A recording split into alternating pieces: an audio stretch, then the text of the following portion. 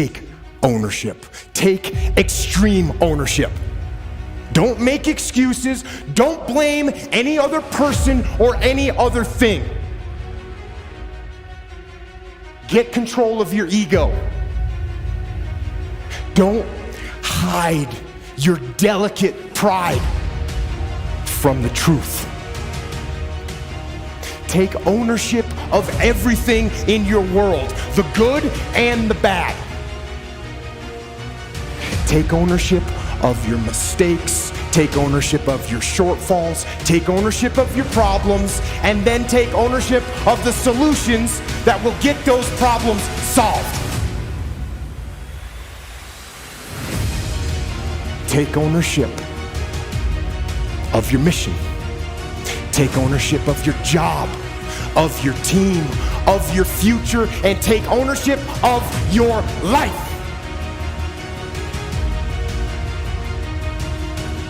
And lead. Lead. Lead yourself and your team and the people in your life. Lead them all to victory.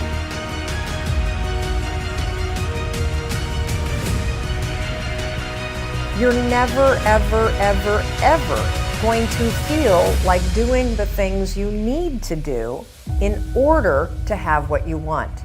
You're always going to need to push yourself. You're always going to need to parent yourself.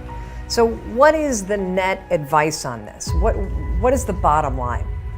The bottom line is no one's coming. No one. No one's coming to push you. No one's coming to tell you to turn the TV off. No one's coming to tell you to get out the door and exercise. Nobody's coming to tell you to apply for that job that you've always dreamt about. Nobody's coming to write the business plan for you. It's up to you.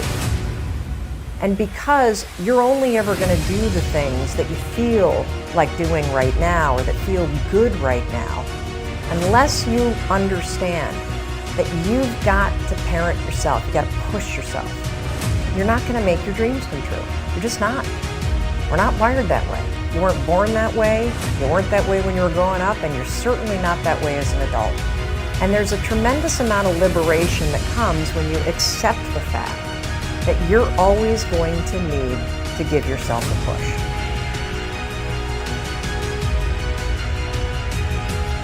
One of the things I have realized, and many of us have, that if you want something out of life, if you want to change yourself, if you want to acquire something, if there's some goal that you want to reach, that is really not easy as some people will make us feel. That living your dream, changing your behaviors, overcoming negative habits, it's challenging. It's hard. That living alone is just very difficult. And once we begin to come to grips with the fact that living is difficult, life is very challenging. So how do we begin to nurture that hunger? What are the characteristics or the qualities of people that are hungry? What will it take for me to get some of the things that I want? And being hungry for those things, number one, you've got to work on yourself. It's very important that you engage in an ongoing process to develop you. Spend more time on yourself than what you've been spending. It's very important. You owe that to yourself. Many of us never realize our greatness because we become sidetracked by secondary activity. We spread ourselves too thin, don't know how to say no. And we find ourselves doing all kinds of things and never ever have time to do those things that we need to do to work on ourselves. And then there goes a second, there goes another second, there goes another second, and we can't stop and hold time. And before you know it, you wake up one day and you're behind on your dreams and your bills.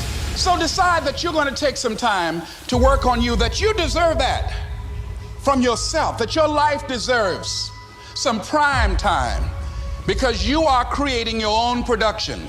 You are the star of your show. You are the director. You're writing the script. And you will determine whether your life is